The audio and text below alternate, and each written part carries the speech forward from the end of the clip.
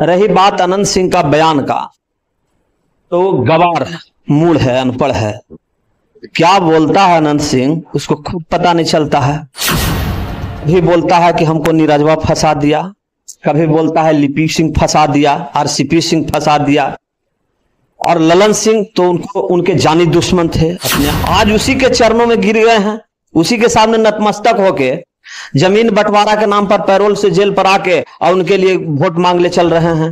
तो कभी पत्रकार को कर रहे हैं कि काबिल है, माथा भुका रहा है, लाव सीक्रेट, ऊपर अपने पब्लिक को एंटरटेनमेंट करने का कोई अवसर नहीं छोड़ते हैं। पूरी तरह से जोकर के भूमिका में अनंत सिंह। मतलब वहाँ पे सभी लोग जो बैठे हुए होते हैं एंटरटेनमेंट लेने के लिए बैठे रहते हैं। हाँ, तो जोकर बोलेगा तो उसका तो लोग सुनने के लिए बैठेगा।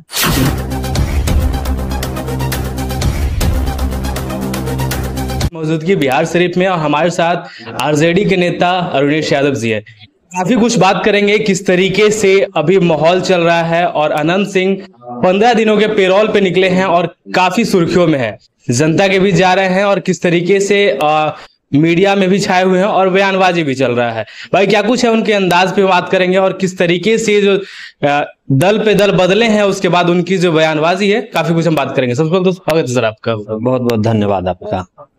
क्या लगता है सर, जो 15 दिन के पेरोल पे आए हैं और चुनावी रैलियों में हैं, चुनाव के बीच जा रहे हैं और ललन सिंह का सपोर्ट कर रहे हैं, जो ललन सिंह के विरोध कर रहे थे वो आज ललन सिंह का सपोर्ट में।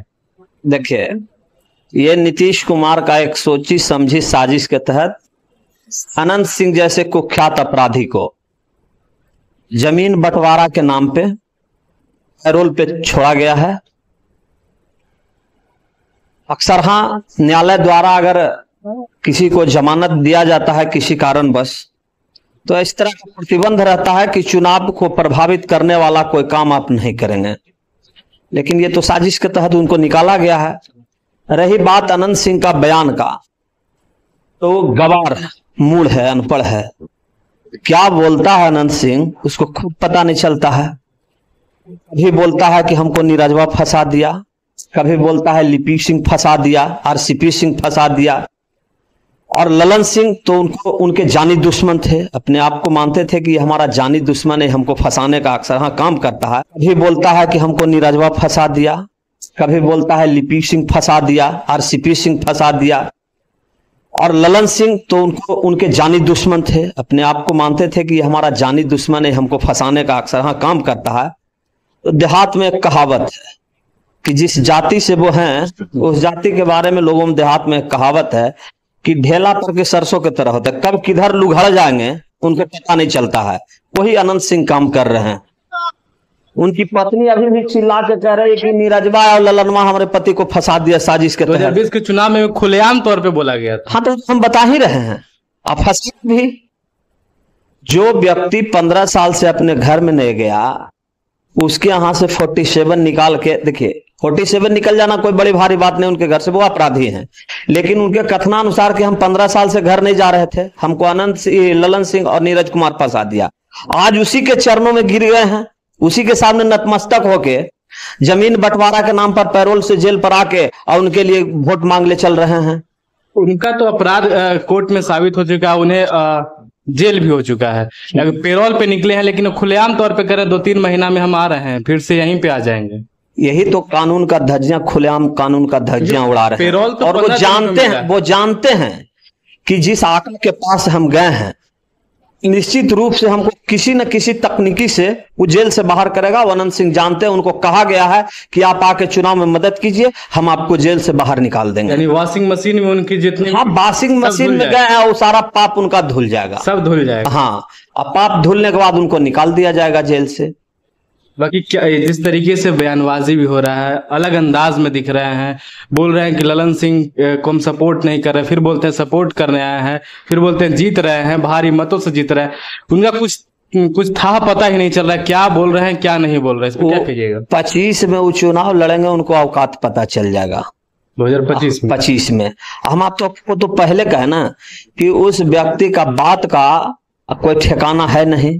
वो ढेला पर के सरसों की तरह लुढ़क जाते हैं, कभी इधर कभी उधर, तो उनके बयान को नोटिस क्या लेना है? तो कहीं ना कहीं जो सुर्खियों में है, कहीं ना कहीं वो अपने कॉमेडियन अंदाज के रूप में है, या फिर एक वरिष्ठ नेता के रूप में, या तो फिर एक बड़े माफिया। जोकर है, जोकर। अनंत सिंह जोकर है। यानी जो लोग उनका इंटरव्यू ले रहा है, जो लोग यानी मजाक के तो रूप में और अपना कंटेंट को बढ़ाने के जोकर लिए, का काम क्या है? एंटरटेनमेंट करना, तो लोग लोगों entertainment को कर रहे हैं। हंसाना, है ना। अब पत्रकार पूछ रहा है सवाल कि आप आए हैं पैरोल पे, तो आप चुनाव पर अपना ओपिनियन दीजिए, तो कभी पत्रकार को कर रहे हैं कि वो काबिल है, ही माथा भुका रहा है, लाउड सीक्रेट ऊपर, अपने पब्लिक को एंटरटेनमेंट करने का कोई अवसर नहीं छोड़ते हैं। पूरी तरह से जोकर के भूमिका में अनंत सिंह। मतलब वहां पे सभी लोग जो बैठे हुए होते हैं एंटरटेनमेंट लेने के लिए बैठे रहते हैं। हाँ, तो जोकर बोलेगा तो उसका तो लोग सुनने के लिए बैठेगा। जो सभा लगी रहती है हमेशा, वो कहीं ना कहीं एंटरटेनमेंट के लिए है। उनके जो चट्टे बट्टे जो हैं, उनके जो आपराधिक गिरोह सरगना के लोग हैं, जाहिर है उनके इर्द गिर्द रहेंगे। अच्छा, अशोक महतो पे क्या कहिएगा? अशोक महतो पे पूरे खुले तौर पे बोल रहे हैं, बाकी वो बोल रहे हैं कि वो कौन है, वो तो यहाँ का है ही नहीं। अशोक महतो भी बोला कि अनंत सिंह को हम नहीं चिन्हते हैं। कौन यहाँ के नहीं है? अशोक महतो बिहार से बाहर है क्या? वो तो ये पिछड़ा का गरीब का बेटा अशोक महतो। उनके ऊपर तो वेब सीरीज तक बन गया। देखिए, ये सब साजिश के तहत, देखिए उस समय के परिस्थिति के अनुसार चाहे जो भी कदम उठाएं, हालांकि परिस्थिति के हिसाब से जो भी वो किए, हम उसका समर्थन नहीं करते हैं, क्योंकि राजनीति में अपराधीकरण ये अच्छी बात नहीं है।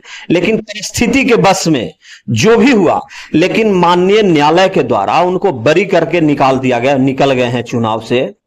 और वो खुद चुनाव लड़, उनकी पत्नी चुनाव लड़ रही है, तो जाहिर है जिस दल में और अपने लोग में अगर उनको आस्था हो तो उसका प्रचार प्रसार कर रहे हैं। वो कहा जा रहा है कि 4 तारीख के बाद फिर से वो चले जाएंगे जेल। कौन भेज देगा?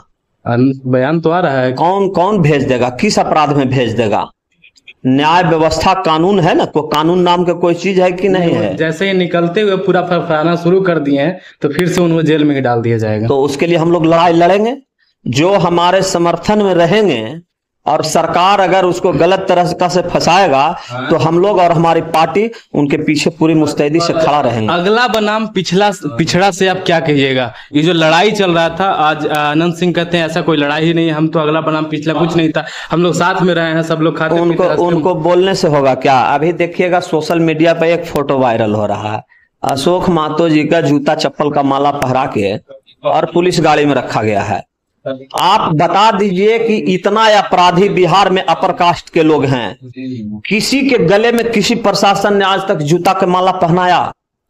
और उनके चरित्र को हनन करने के लिए ये साजिश के तहत पिछड़ा का बेटा, एक गरीब का बेटा को साजिश के तहत उसके चरित्र को हरण करने के लिए ये देखिए किस तरह का फोटो को लोग वायरल कर रहे हैं। तो ये तो आज से नहीं, सदियों से होते आ रहा है पिछड़ों के साथ नाइंसाफी, और उसी लड़ाई के जो नाइंसाफी के विरोध में जो लड़ाई लड़े, उसी के महानायक हैं अशोक महतो जी। पूर्व IAS अमिताभ दास ने एक फोटो दिखाते हुए एक इंटरव्यू में बताया, काफी कुछ बताया, उसमें नीतीश कुमार जी नतमस्तक है अनंत सिंह के सामने। तो वो तो माने जग जाहिर है ना कि अनंत सिंह को हाथ जोड़ के खड़ा होके वो कहते थे कि अभी खरमास चल रहा है, अभी कौन तिथि, ये गया में जो पिंड होता है उसको कौन तिथि बोलता है, अभी पितरपक्ष चल रहा है, अभी आप शांत होइए।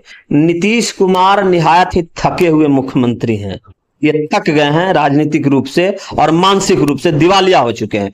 तो ये तो जग जाहिर है, तो 2-3 साल पहले का वायरल फोटो है कि नीतीश कुमार इनके सामने क्या बोलता है, अनंत सिंह के सामने हाथ जोड़ के खड़ा है कि अभी बकस दीजिए, अभी नहीं अपराध कीजिए, अभी पितरपक्ष चल रहा है।